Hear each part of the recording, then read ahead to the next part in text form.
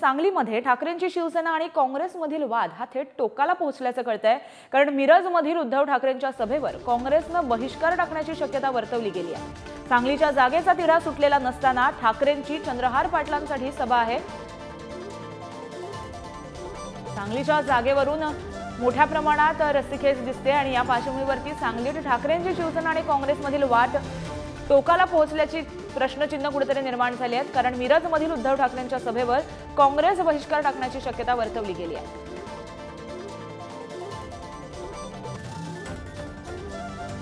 तर याबाबत अधिक माहिती आपण जाणून घेतोय आमचे प्रतिनिधी स्वप्नील यांच्याकडून।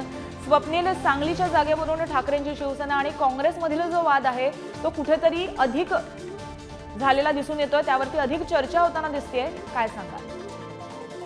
नक्कीच जर सांगलीच्या जागेवरून महाविकास आघाडी म्हणजे अद्याप देखील खलबतं सुरू असलं दिसून येते। काँग्रेस आणि ठाकरेंची शिवसेना दोघेही या जागेबाबत आग्रही आहेत।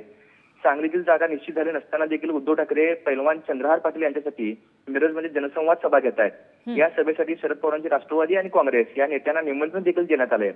निमंत्रण देण्यात आलं असलं तरी उमेदवारी निश्चित होण्याआधीच उद्धव ठाकरे यांच्याकडून जनसंवाद सभा घेण्यात आल्यामुळे काँग्रेसच्या नेत्यामध्ये तीव्र नाराजी आहे। त्यामुळे आजच्या उद्धव ठाकरे यांच्या सभेवर काँग्रेसचे नेते नक्कीच अधिक अपडेट याच्याबद्दल जाणून घेत राहणार आहोत।